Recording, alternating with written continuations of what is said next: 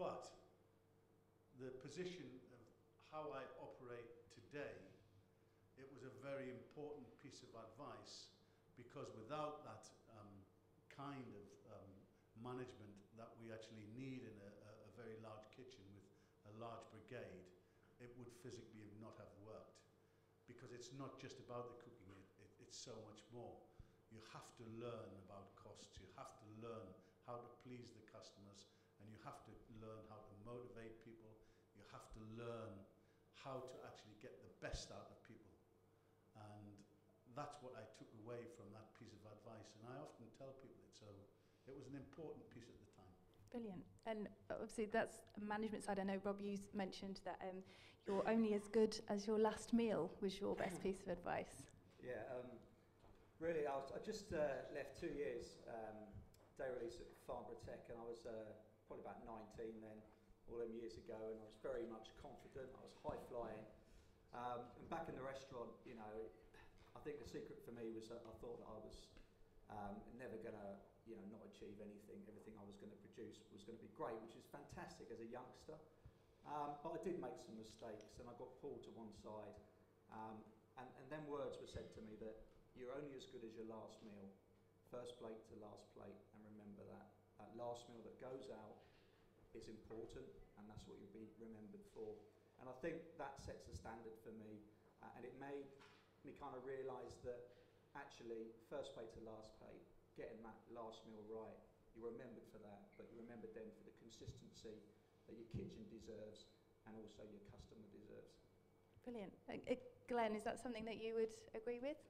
Absolutely, yeah. I've said that learning from your mistakes is key, whatever industry you're in, definitely, but never look back and regret. A setback is never a bad experience. It's about the learning curve, so, you know, change a negative into a positive always and learn from that.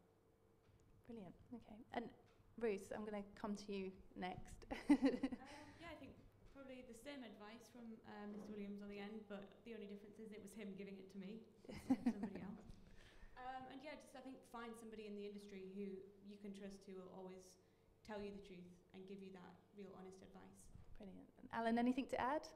Well, no, I think the message about consistency is absolutely vital, because this is the standard that you're measured by. You need to make sure that you can stand out as a cook. If you have an ambition to be where, you know, we are, if that's what you're looking for, if you want to become a sous chef and a head chef eventually, consistency is the one defining factor that will push you on and get you further than anything else. Attitude, of course, but if you can deliver, and this is something that I was given advice by, or at least I was, rather than advice, it was more of an observation when I worked for Marcus Waring. He used to always look for mistakes in people and pull them up about it and have a quiet word in their ear about their mistakes. And I used to make sure every time, every single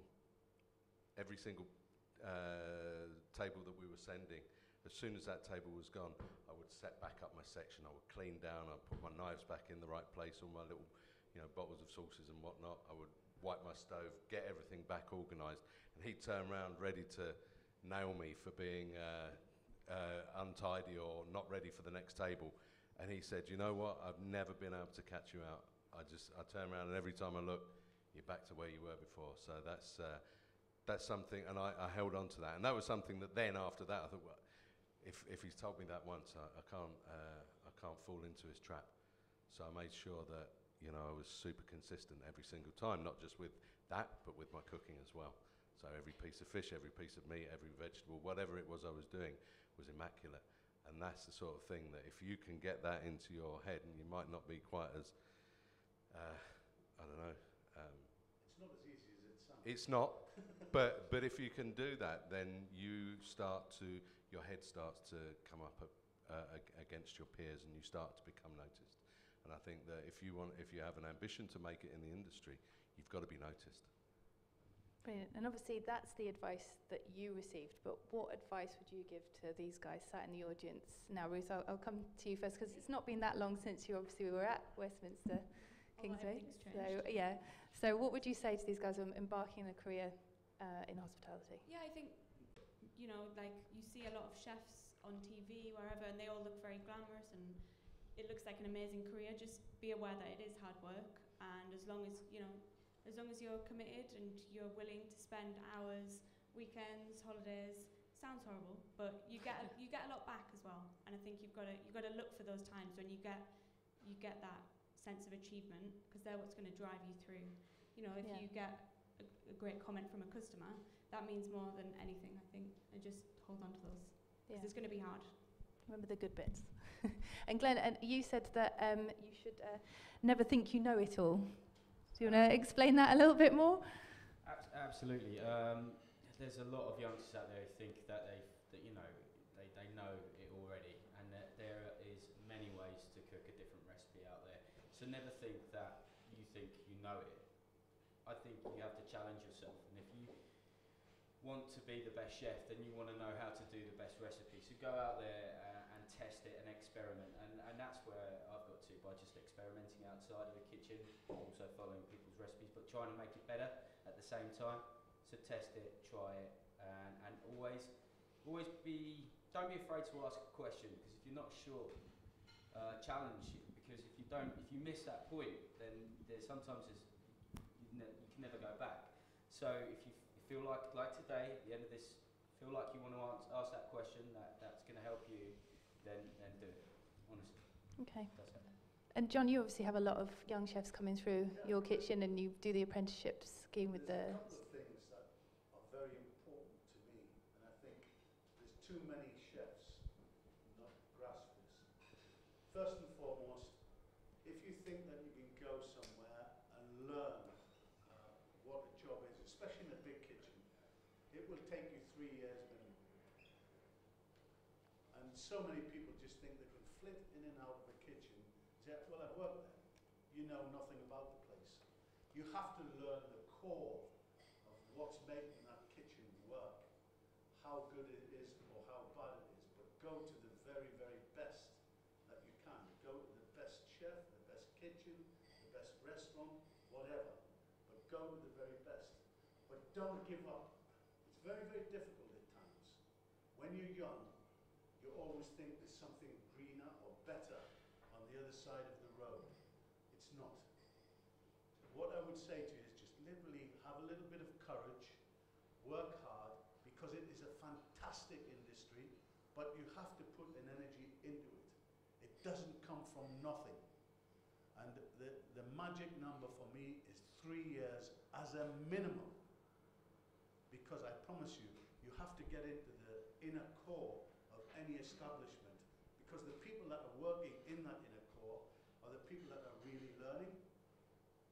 So it is very important. And when I see young chefs moving after 6 months or 3 months or 9 months, and they think they know it, big mistake, because you're going to have to pay for that later on. Okay. And Alan, do you agree with that? Because you said don't expect too much too soon, didn't you? So 100%. 100%. As an example, I received a CV some time ago from a young man, and I looked at the CV, and the first thing you look at on a CV is where have they worked. Right, okay, he's worked in every Michelin star restaurant that I could almost sort of point at. He'd worked in lots around the country, but many of the best restaurants in London. The next thing you look at is how long has he been there. So you're already your ears pick up when you see where they've worked. So he's worked at the Square, amazing. Why did he leave the Square? He felt that he'd learnt enough and that he didn't have any more. That Phil Howard had reached the limits of what he could teach him, and that he needed to progress as a person and a chef. How long had he worked there? 6 weeks. 6 weeks.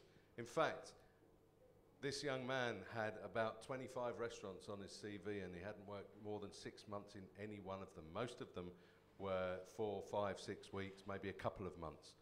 And I actually phoned this young man up and spoke to him and said, get your act together, son, because you know what? Everybody's going to look at that and think, why would I employ you? Because I know, number one, you're only going to come and work for me for a very short space of time. Number two, you actually get nothing out of it.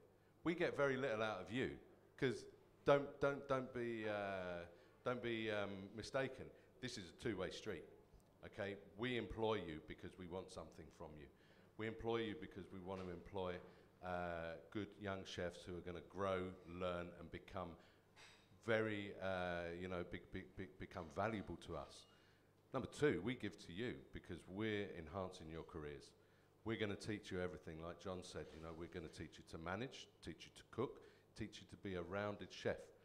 But to do that, and able to do that, you have to put time in. You have to go through the hard times too, because don't get me wrong, there are plenty of times where you're going to look at it and go, God's sake, do I really... Sorry, I'm talking too much probably. There are going to come times where you feel like you've hit a brick wall. Always be strong. Don't throw the towel in. My number one piece of advice, don't throw the towel in just as soon as things start getting hard. Because I've seen many young chefs who have given up just as they're starting to show me something, just because they've hit a period of time where it's a little bit tough. Be stronger than that, okay? Get over those hurdles, and you'll find that in increments of time, your careers will develop, become enriched, and you'll feel like you're learning, and you'll feel like you're becoming a cook.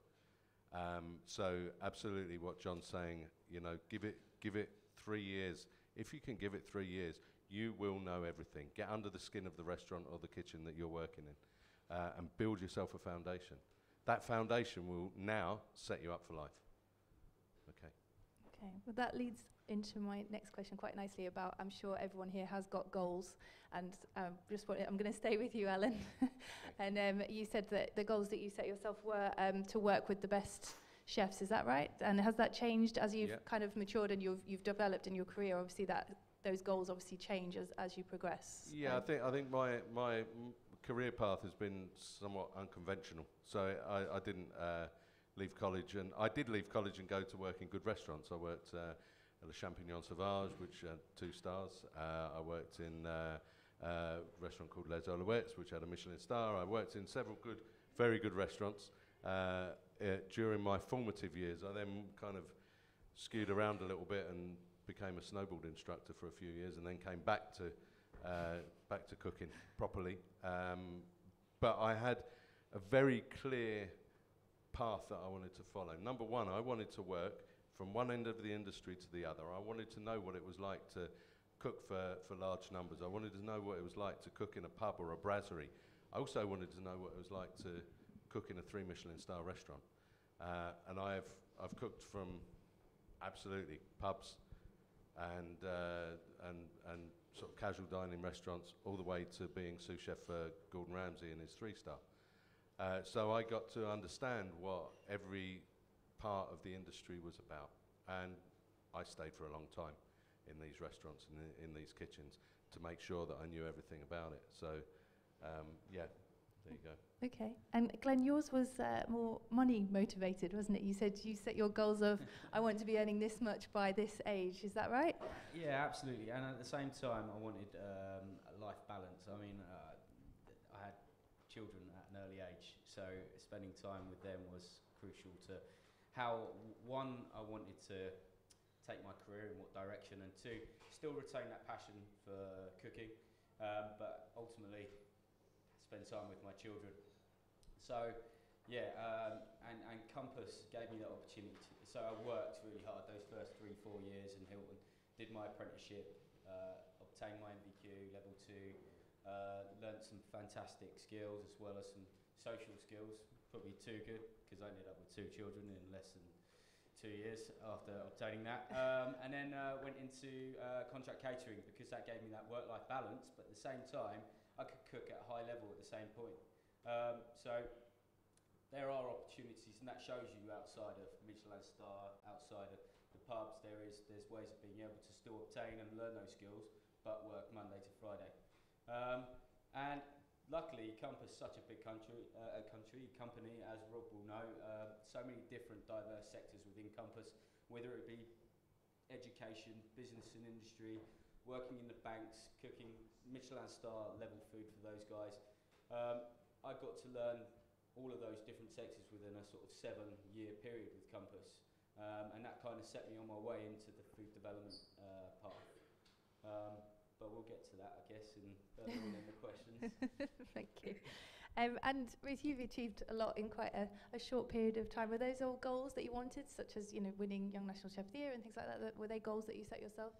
Yeah, definitely. Obviously, I only won Young National Chef of the Year after 4 years of entering. So I think don't give up. If it is a thing like a competition and you can do it the next year, do it the next year, because that is enhancing your career as well. Like every time you're going, you're learning new things.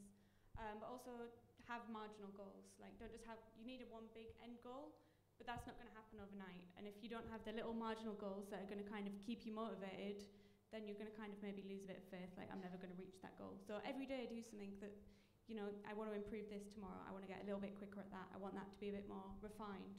So every day you've got those little goals that are motivating you towards the big end goal. Okay.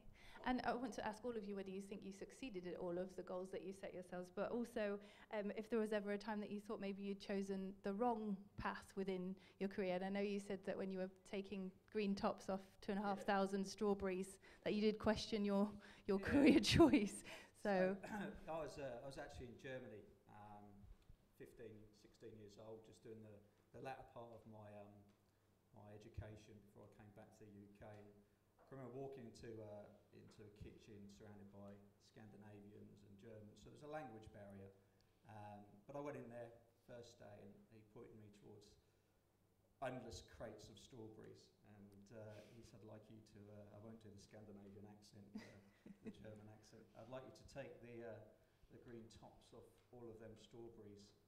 And being young, I just thought it was a bit of a joke, or is he being serious? Obviously, respect then got put straight into place, and I thought to myself, don't I? Can I still be a footballer? But no, I stuck it out. And I think for me, whatever the job, you take the rough with the smooth. Every part you play in that kitchen, with that menu, wherever it may be, it all helps towards that final result. So every job is important. Stick through them not so good jobs. And as we said earlier, eventually when you progress in your careers, you'll be the ones making the decisions then, but take every job equally. Brilliant. And anyone else had any of those moments where you've thought, I'm not sure this is for me? I think everybody has a moment of thought where they think, are they doing the right job? And I think, you just got to think about the things that you enjoy. Our particular job has fantastic situations, but it's tough. It's tough getting there, because the finer you want something, the harder work it is. The simpler you want something, the harder work it is. Just at the sound of the strawberries, that tells you everything. But it's got to be done in a particular fashion. The numbers don't always add up for you to actually achieve, but rest assured, it comes where you will get to a situation where you're saying, yes, this is what it's all about.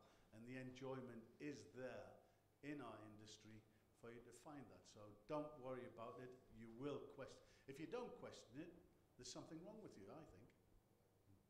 I do think you should question it. Okay. And that leads on nicely to next question about challenges in your role. Obviously, it is a challenging industry, but equally a rewarding industry as well. Glenn, when is a challenge?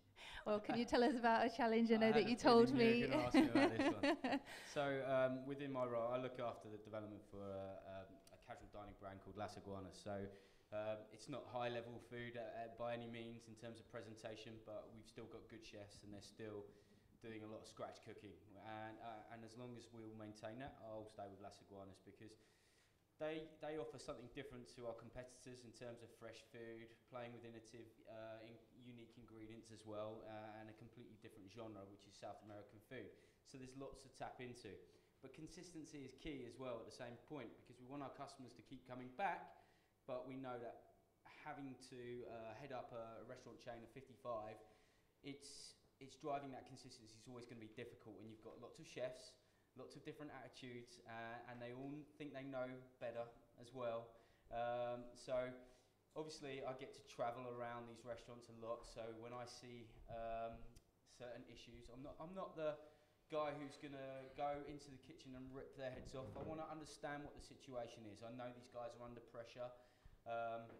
They do a lot of hard work in our kitchens, and there's only sometimes brigades, maximum 5, turning out a lot of food over a long period of time.